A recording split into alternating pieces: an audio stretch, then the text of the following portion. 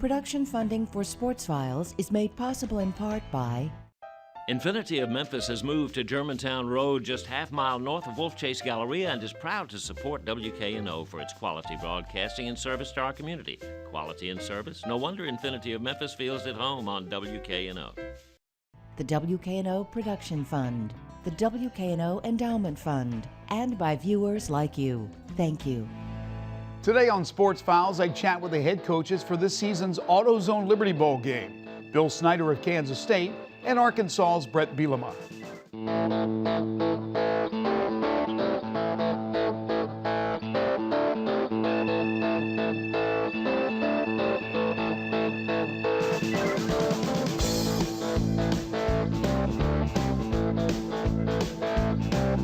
The 57th annual AutoZone Liberty Bowl game will take place next Saturday when the Wildcats of Kansas State tangle with the Arkansas Razorbacks.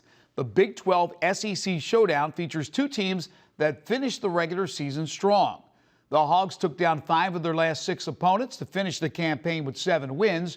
Meanwhile, K-State mustered 3 straight wins to end the season, getting them to 6 victories and qualifying them for bowl participation. Now, the Wildcats didn't play as well as they had wanted, but well enough to slip by Iowa State, Kansas, and West Virginia. The game is expected to be a sellout, and if we know anything about this particular bowl game, it's that the two teams will be treated to a first-class experience in the Bluff City.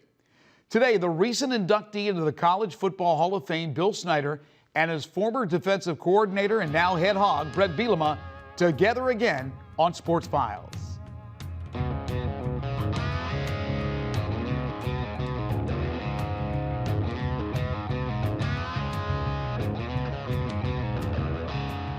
Coach Snyder, Coach Bielema, thank you so much for joining us. Thank you. We appreciate it. We're looking forward to this terrific matchup in the AutoZone Liberty Bowl. First things first, though, Coach, I have to congratulate you. College Football Hall of Fame inductee. Congratulations on that. Must have been some ceremony in New York City. Well, there are a number of particular events, but the main ceremony was, very humbling, enjoyable, I think, and probably gives you an opportunity, gave me an opportunity to thank so many people like Bret and so many wonderful players, coaches, administrators, fans, and my own personal family as well, to really let them understand how much they meant to all of that, and the fact that, an individual doesn't win those kind of awards, that it's something that truly was shared and wouldn't have happened without wonderful people. It's interesting you're thinking about thanking them for all the support, and they're there to support you and thank you, like Bret Bielema, who served 2 years under you. Bret, what does this guy mean to you? Well, he means a lot to me. I wouldn't be where I am today without the years that I spent with Coach Snyder, and then the subsequent years, the advice that he gave me. He took over a program and one of the best turnaround stories in all of college football, really in all of college athletics history, and to be a part of that firsthand, but then to have his knowledge after that, and he's really been unyielding and giving me that when I've called and asked. Probably he didn't have to take my call, but he would always help me out. And then this week it'll be very special. I'm sure he and I are going to get tired of asking the question, because it truly is. He's the one that taught me it's all about the players, and that's what we're going to have to put our arms around and get a grasp on January 2nd. And not only now do you coach against Coach Bill Snyder, you coach against Hall of Fame Coach Bill Snyder. Very tough task, and one that is out of respect more than anything. Bill, what does Bret Bielema mean to you, and what do you remember from his days doing the job for you? Well, Bret, I've certainly followed his career, and he's done some amazing things, and to do what he did at Wisconsin and then turn around and take Arkansas that was down at the time and build it back up, and to take it where it is right now. But I don't think there was any doubt in my mind, that those positive things were going to happen. I think, I was asked this question earlier in regards to, what sets Bret aside, and I think the way I remember it, that he came on our staff was a young man that genuinely cared about the young people that he worked with. He, at the same time, was demanding, disciplined, But I think first and foremost really cared about the young people in the program, and obviously had a very excellent knowledge of the game of football, and particularly on the defensive side. Do you think your styles are similar? I would say that there's, to the outside eye looking, probably they're going to say no. But for coaches that know and have sat in a room and understand what the core values are, they're very similar. We're not really flashy. We're just we're people that try to earn a win by the way that you play every snap, the way you respond. It's not what happens in the game; it's how you react to what happens. Probably don't have a lot of 5-star, 4-star. We just do it with guys that we can build and develop and create into special players in the end. And I'm sure I'm a lot like Coach. I've had some seasons that are better than a 7-5 record right now, but I don't know if I've enjoyed them any more than I have this year. And it's all about the opportunity at hand. I do know coaches always say you want to be playing your best ball at the end, get into the bowls. Now, of course, we have a playoff, get into the playoffs. Both your teams certainly played well at the end of the season. Coach, 3 straight wins to get into this position to play in the AutoZone Liberty Bowl game. So your team, you called upon them to come up big, and they did. Well, they played well enough to finish off the season the appropriate way. But I was, as I think back upon it, there was a period of time that we, lost those 6 consecutive ball games. Right. And I probably have as much as warm a feeling for our young guys during that stretch of time. I had more pride in, and some say that's a bad word, but I had a great deal of pride in that particular stretch because of their fortitude, that never give up approach, their perseverance. It really came to the forefront during that period of time. Right. Their capacity to genuinely care about each other became stronger and stronger and stronger during that period of time. And we were, we had an opportunity to win 5 of those 6. One of them we were, totally out of before it started. But, that period of time, because none of us had experienced it. I've never experienced it in my career, and none of our players had ever experienced that.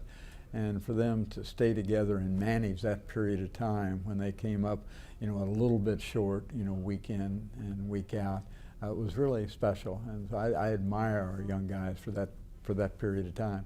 And it's something that will carry over throughout their life. It will have an impact on the rest of their life. It truly will. Brett, 2nd straight year that you guys came on like gangbusters. Nobody wanted to play Arkansas the last 4 or 5 weeks of the season. Couple of stumbles early on, but again, got better, progressed real nice, and in a pretty good position by the end of the season. Yeah, I like the way our guys responded. Obviously, you define yourself by how you prepare each week, and our kids did move forward. It wasn't in a winning fashion the way I'd wanted, but I could see them getting better. As a head coach, you see certain outliers that you knew where they were going. I think the biggest part, Greg, is I saw guys that cared each week to get better. And when you're at 1 and 3, sometimes kids can lose sight of that. And our guys didn't, and then to get ourselves into position at the end of the year and to play ourselves into a 7-5 record is good. It's nowhere we want to be, kind of a place that we continue to grow from. Have you ever had a season, whether you're a head coach or as an assistant, where you have had more crazy games than you had on your schedule? 4 overtimes with Auburn. You had the amazing game in Oxford, the tough loss 51-50 to Mississippi State. I mean, these games are down to the wire and then some. Yeah, I think they're what's creating this little white streak in my beard. A little bit more than we wanted. I would just say we wanted to give the season ticket holders the full value. You did. Of their ticket. But I think that, I learned this from going back working with Coach. There's half the teams in the world of college football lose every week. But a lot of times those teams that lose give the game away. And what we try to do is if we're going to lose, we're going to make sure that the other guy earns it, and that if we can just stay under that mantra and make them earn everything they get, you're gonna do more than well in your league. Coach, you now have to be ready for the tight end throw it over his head lateral play, right? When you prepare for Arkansas. What do you like about Brett's team? Well, I think just what Brett said. You go through and look because there are those similarities, and I think what you find is as Brett indicated. You know, you'll see one of the least penalized teams in the country. I think we've both, you know, been there. I think you'll see a team that is going to turn the ball over, you know, less than most teams in the country, and I think you'll see a team that will manage the clock in such a way to gain the possession time, which you know, normally those things, in my way of thinking, are disciplined football teams that do just exactly what Brett said. You know, if you're going to beat them, you got to beat them, and nobody's going to give the ball game away. And that's what I admire about their team. Brett, here in Memphis, right next door to Arkansas, fertile recruiting grounds. I know you'll have a huge contingent of Hogs fans that'll be here for the game. How important is playing well in Memphis and this area? Well, to play well at the end of the year is very important. No matter where you're at, to do it here in Memphis, to get a couple of our guys to return home. Our Toby Baker, who had an outstanding year for us. Our punter is just a local boy that's done well, and great story, walk on, earned his way, and had an exceptional year for us. Got a couple guys at D lineman, old lineman, Cordell Boyd and B. Lou, who are local products, and we'd like to add a few more. But to play well at the end of the year is monumental into recruiting. It's how you feel the rest of the year. It's how you can build some pregame or preseason hype into next year. Right. And to get the positive feeling going, and that's going to be important. But the bottom line, every game is all about pride, and to play well your last time on the field, to send your seniors out the right way goes a long way. I would expect Wildcat Nation will also make their appearance well known and shown very well here in Memphis when they come here. Well, I'd like to hope so. I mean, that's been their reputation over a quarter of a decade. So I would like to think they'll do that. What do you gentlemen think is more important? Look, you want to win. You want to end the season with a W as opposed to an L, but the practices that you get as you start to look ahead to next year, is it more important, these practices? I mean, the game, obviously you want to do well in front of your fans, but Brett, let me start with you. I mean, getting those extra practices. I'll never forget this one. I'll give Coach credit. I wanted to get out on the road and recruit a lot more in December. As a young coach, I thought it was all about getting that next player, right? Getting that next player in our program, and Coach Schneider made me very well aware there's nobody more important than the kids that you have on campus. And at the time, I didn't believe in what he was saying. Now as a head coach, I know it's the ultimate truth. So to get some developmental practices with kids that aren't even going to be eligible to play in the game, to work with our second. But the main thing is, like last Friday, we were able to have a practice with all of our seniors removed. So it's all the guys who are going to be coming back next year, and now that leadership isn't out there, and you got to cultivate it. So it's a little bit of a head start on the spring. It's invaluable. It's a price that you can't even imagine as a program.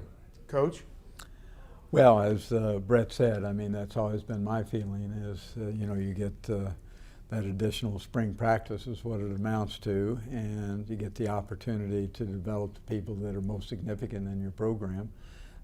The young people that have, made the sacrifices, and it becomes the most significant thing you can do. But it's a great advantage for, I can remember, the very first bowl we went to 20 some odd years ago.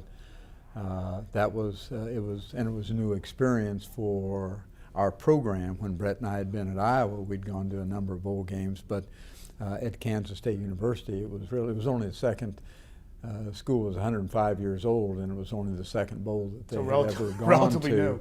And the experience that they had at that bowl and the preparation for it was undeniably a major stepping stone for the future of the program. So, other than the playoffs, other than the New Year's Six bowls, the AutoZone Liberty Bowl, when you can pit a Big 12 school against an SEC school, that's a tremendous matchup. So I know everybody's excited because of the matchup of these two powerful conferences. Well, I know I am. Well, despite all the things that I share with coaches, a Big 12 SEC matchup is really ideal. I know it's going to be very popular, even just a general fan. If you don't have any allegiance to either school, right? The respect that you would have for those two schools going at it, I think it's pretty cool, and that's what's unique about our time slot too. I really, you think you're just playing football at a certain time, but to have the unique time slot Saturday afternoon with no competitive game in the NFL or college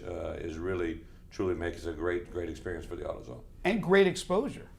Saturday, nothing else. That's right there. First and foremost, you pop on the tube, you want to watch football around the country, you're watching Arkansas and Kansas State. Well, you know, there's a lot to be said for that period of time. I can remember when our conference had a championship game. Right.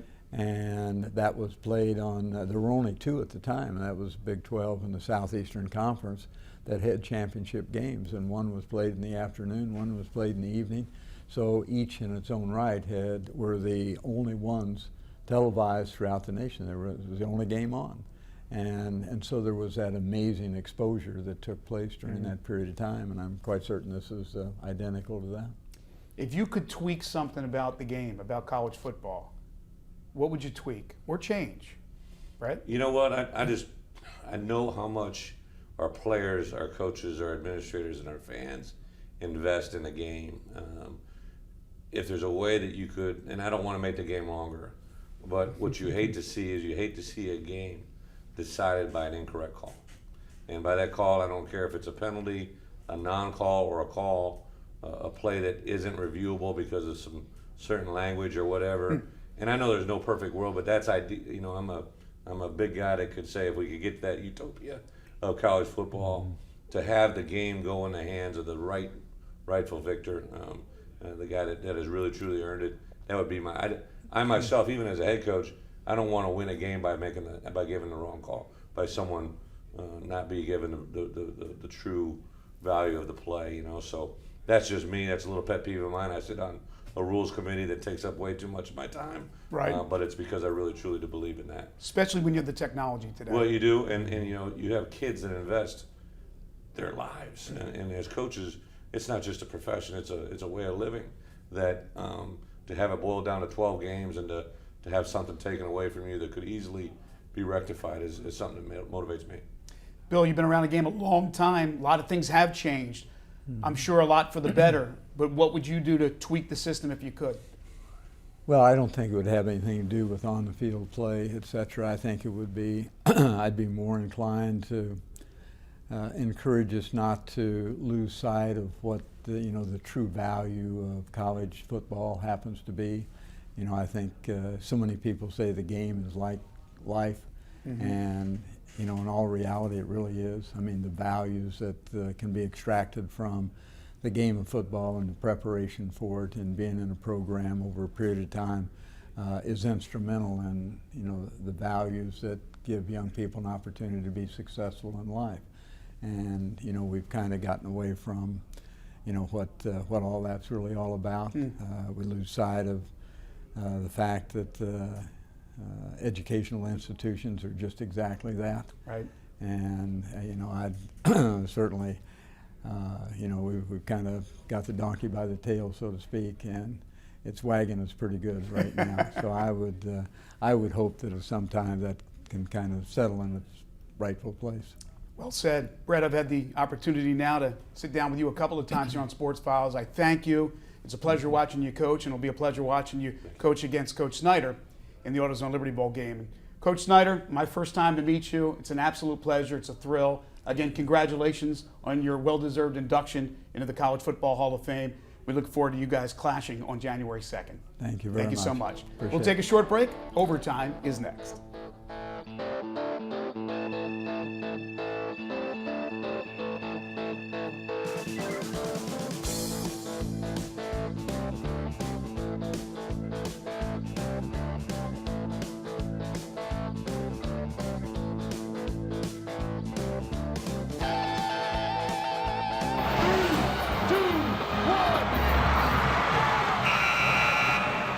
As Memphians, we certainly have plenty of pride when our native sons and daughters go on to successful careers.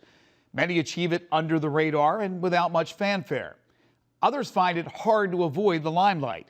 In any case, when those success stories come from the sports world, it's always a treat to keep close tabs on our great athletes. One of those terrific stories is former Lausanne Collegiate School standout Cameron Payne, a 2015 first-round draft pick of the NBA's Oklahoma City Thunder. Earlier this month, Payne and the Thunder were in town to play the Grizzlies. And Lausanne did something they had done only once prior, and that's retire the number Payne wore when he starred for the Lynx. Ironically, the other player to have his number retired by Lausanne, you guessed it, Grizzlies All-Star center Marc Gasol. Needless to say, it was quite the night for Cam. On the 7th of this month, Cameron Payne returned to Lausanne Collegiate School to receive a very special honor for his basketball playing days. The school retired his number 3 jersey, only the second jersey to be retired in the school's history. And we caught up with a couple of his associates. He was, a leader on the court, and it showed out there, and he was well known. Everybody liked him, and, it's showing now. So. Great player, extremely coachable kid. Every time you told him to do something, he did it. He came back better every every year. He came back better. Just a coachable kid. I think the world of him, and obviously a phenomenal basketball player. So when did you know that he was destined for the NBA?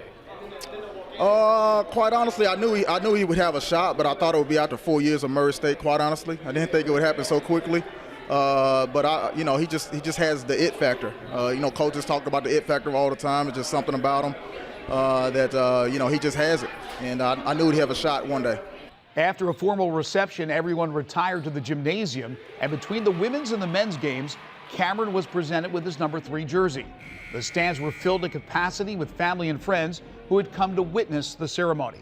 His Oklahoma City teammates were also on hand to lend their support as well. Cameron starred as point guard for the Lynx all 4 years of high school, during which he amassed over 1,600 points and 600 assists. During both his junior and senior years, he averaged at least 20 points per game.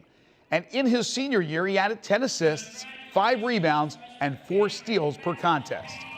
In 2013, Payne led Lausanne to the school's first ever state Division IIA basketball championship and was named Mr. Basketball that year as well.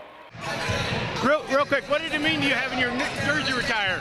It was cool, man. I had a good time, man. I guess about 20 years from now, then I'm going to look back on it and actually feel a lot more about it.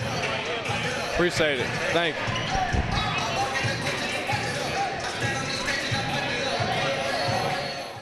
Once again, congratulations to Cam, well deserved. And how cool is it to have a couple of all-stars, Kevin Durant and Russell Westbrook, back at your old stomping grounds? Hey, busy week for the Grizzlies, who will close out 2015 with a home game against Kobe Bryant and the Lakers tomorrow. It won't be the last time Kobe visits Memphis. Then they'll face Dwayne Wade and the Heat on Tuesday, which is part of a FedEx Forum doubleheader. The Tigers will begin the day with a noon tip against Tulane in their American Conference opener. Then on Wednesday, the Tigers football team plays Auburn in the Birmingham Bowl starting at 11 a.m. Should be a huge crowd at Legion Field in Birmingham.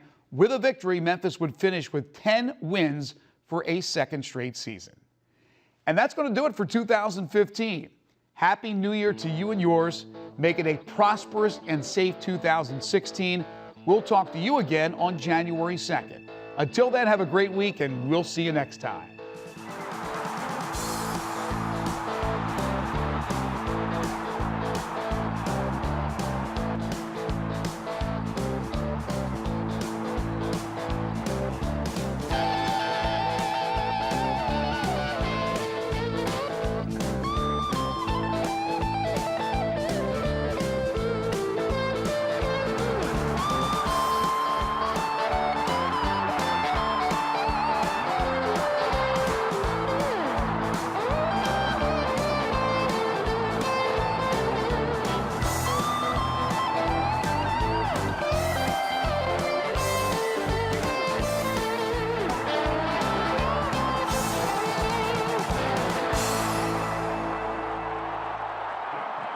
Production funding for Sports Files is made possible in part by Infinity of Memphis has moved to Germantown Road, just half-mile north of Wolf Chase Galleria, and is proud to support WKNO for its quality broadcasting and service to our community. Quality and service? No wonder Infinity of Memphis feels at home on WKNO.